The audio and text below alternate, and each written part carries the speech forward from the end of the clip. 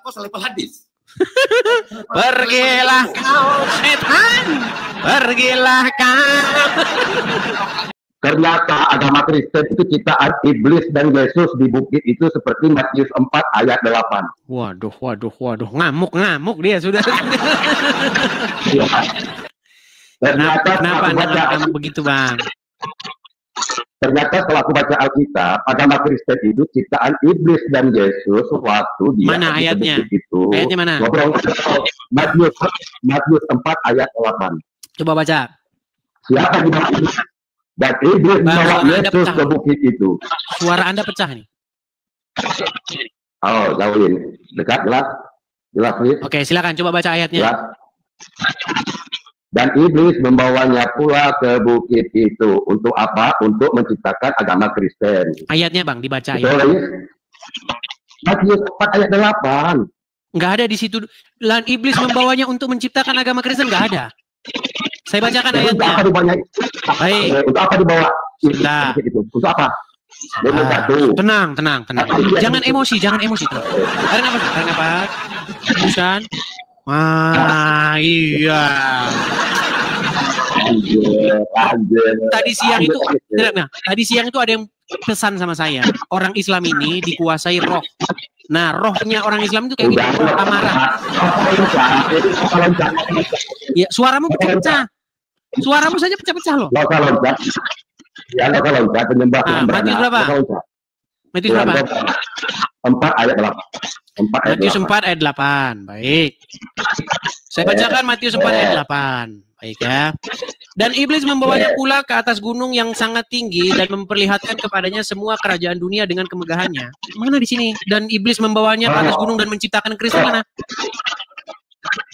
Siapa yang dibawa iblis? Yesus di sini. Ngapain dia ke bukit itu? Menjatuh dia. Ngapain dia ke bukit itu? Enggak ada main catur di sini. Ngapain? Dicobai. Jadi ngapain dia ke bukit itu dengan iblis? Dicobai oleh iblis. Oh, Tuhan kau dicobai oleh iblis. Betul. Tetapi iblis tidak mampu mencobai iblis. Tetapi iblis tidak mampu mencobai iblis. Ya. Udah kita loncat ayat selanjutnya. Apa kata iblis? Jika engkau Yesus anak Allah. Betul? Dan dia berkata kepadanya, semuanya itu akan kuberikan kepadamu jika engkau sujud menyembahku. Mau Yesus sujud ke iblis? Tidak mau. Kalau Yesus sujud, berarti iblis akan memberikan apapun yang ada, betul? Betul. Maka itu seperti kata Paulus, dengan matinya Yesus, maka hukum semua dihapuskan, maka itu kan nggak ada yang haram kan? Kan nggak ada yang haram, semua boleh kan? Karena itu, saya pikir kamu membawa argumen yang bagus, ternyata begini. Oke, sekarang gini aja, Gun. Sekarang gini, Gun. Tenang. Oh ya, silakan. Nggak ada terguncang. Apanya yang terguncang? Silakan. Apa kata iblis? Apa kata iblis? Jika engkau Yesus sujud kepada gini, sebentar. Gini, Gun. Kamu pakai perangkat apa ini? Karena suara kamu itu pecah, kemudian kalau saya ngomong itu balik ke saya. Eko. Oke. Bentar, aku keluarin Bluetooth. Sebentar ya. Sebentar.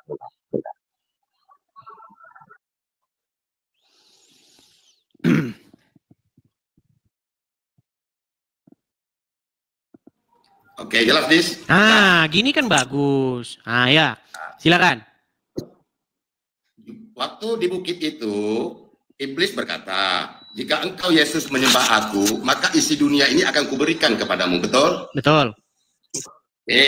Persis seperti perkataan Paulus kan, dengan matinya Yesus, maka hukum-hukum dihapuskan. Maka itu kalian semua tidak ada yang haram kan? Semua boleh kan?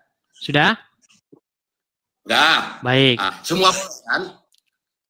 Udah bisa saya jawab? Sudah bisa saya jawab belum? Baik. Jadi premis kamu yang pertama dengan premis kamu yang kedua ini nggak nyambung. Premis pertama, saya lagi ngomong ini. Tenang dulu, tenangkan dirimu, tenangkan, lembutkan hatimu dulu. Jadi Muslim itu dikuasai dengan yang namanya roh kekerasan. Ya, makanya tenangin dulu, dengar. Premis kamu yang pertama itu berbicara mengenai bagaimana iblis mengharapkan agar Yesus sujud menyembah iblis. Tetapi Yesus tidak mau. Seandainya Yesus menyembah iblis, maka Yesus menjadi hamba iblis. Nah, di sini Iblis minta-minta disembah. Iblis ngemis-ngemis supaya dia disembah. Sama kayak Allah itu. Makanya di dalam sudut pandang saya, iblis ini ya Allah itu yang kalian sembah-sembah itu. Yang ngamuk-ngamuk kalau tenang dulu, saya lagi ngomong. Orang tadi saya ngomong, kamu tenang. Kok nggak nyambung? Oke, benar nggak Allah minta-minta disembah? Matius 4 ayat 8 betul kan Yesus sama iblis besti kan? Besti. Kalau Yesus sama iblis besti, artinya Yesus mengikuti iblis. Tetapi di sini bahkan Yesus mengusir iblis, enyahlah kau. Perhatikan nih di ayat terakhirnya. Perhatikan, maka tenang. Di ayat 19, di abad 10-nya, maka berkatalah Yesus kepadanya, enyahlah iblis. Enyahlah iblis. Bagaimana kamu katakan mereka besti? Yang besti itu Allah dan iblis. Oke. Baik. Iblis dan Yesus di Matius 4 ayat 8 itu pergi bersama mereka kan ke bukit itu kan. Oke, tapi ujung-ujungnya dikatakan enyah enggak iblis? Gak usah kau loncat dulu, aku ikuti. Masa kamu tidak baca sampai terakhir? Ya, tapi intinya Yesus pada akhirnya mengusir iblis. Santai, minum, Edis. Dalam pengajaran kau sama anak-anakmu atau di jemaatmu, kau menyuruh orang mengikuti iblis atau menjauhi iblis? Menjauhi iblis. Ternyata Yesus kau mengikuti iblis kan? Pada akhirnya dikatakan enyahlah iblis. Nggak usah, aku tanya sama kau, ternyata Yesus kau mengikuti iblis. Enggak. Di mana dia mengikuti iblis? Matius 4 ayat 8. Coba baca. Dan iblis membawanya pula ke bukit itu. Siapa yang dibawa iblis? Yesus. Berarti Yesus dan iblis besti kan? Tidak. Diikutinya iblis sama Yesus kan? Tidak.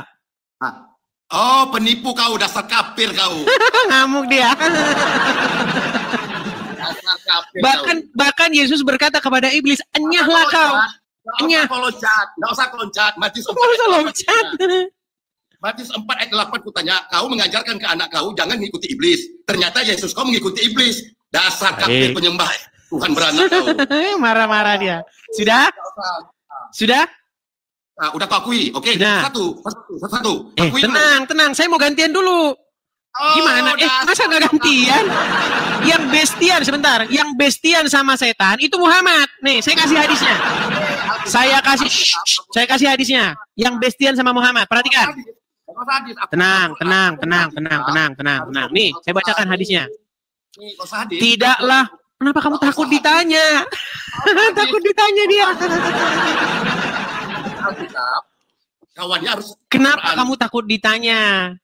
Gun Saleh, kamu kan telah mengatakan kepada saya bahwasanya Yesus bestian dengan iblis. Saya bantah. Di ayat ini, di ayat terakhirnya dikatakan, Yesus berkata kepada iblis, enyahlah kau. Dikatakan enyah. Bagaimana mungkin mereka besti kalau dikatakan enyahlah kau? Nggak usah kau loncat. Yang dibawa iblis siapa? Kau bilang Yesus. Susah ini orang ini. Oke.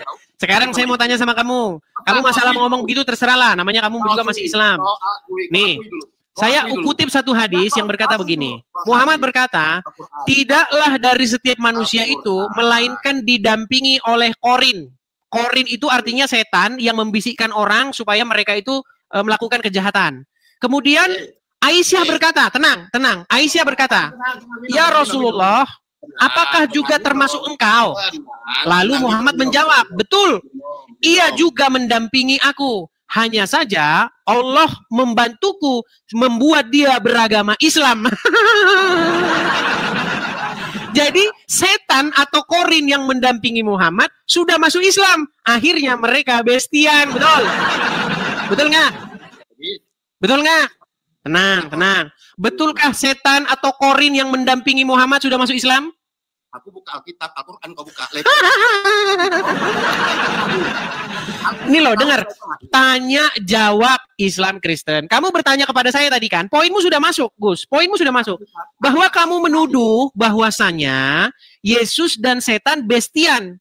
Nah, saya bilang tidak bestian. Kenapa? Karena Yesus berkata kepada setan, enyahlah kau. Matius 4 ayat 8, siapa yang dibawa iblis? Yesus kau bilang kan? Yesus Apakah ayat itu berhenti sampai ayat 8? Maaf, aku tanya dulu. Yesus kan yang dibawa iblis kan ke bukit. Emang ayat itu berhenti sampai ayat 8? Ternyata Yesus dibawa ternyata Seandainya ayat itu berhenti sampai ayat 8, kita tidak punya kesimpulan terhadap seluruh peristiwa di dalam situ. Tetapi ayat itu masih ada ayat lanjutannya yang mengatakan, lalu Yesus berkata kepadanya, enyahlah kau setan. Nah, artinya Yesus tidak bestian dengan setan. Sementara di dalam hadis, Aisyah pernah bertanya kepada Muhammad. Muhammad berkata, setiap manusia didampingi oleh korin.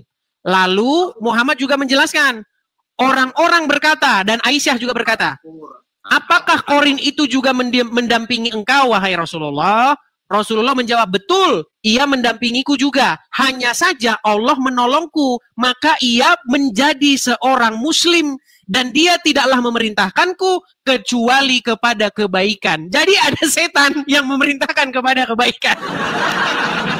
Jadi setan sudah masuk Islam.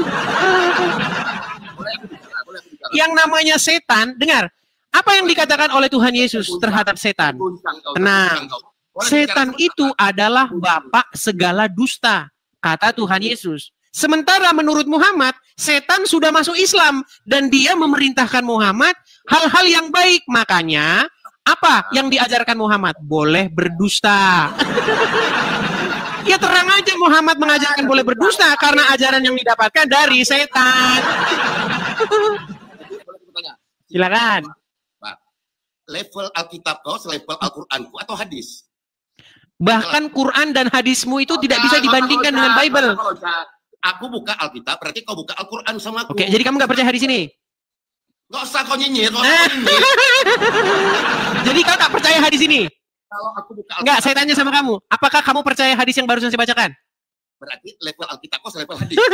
Tidak jarahan ini jawab. Saya nggak bilang bahwa Bible selevel dengan Quran, Bible selevel dengan hadis. Saya cuma tanya, apakah Anda percaya hadis yang barusan saya kutip? Alkitab kau selevel hadis. Pergilah kau setan, pergilah kau. Hush. Pergilah kau setan. Mereka ini teman-teman kalau ditanya hal yang sama langsung meninggal dunia.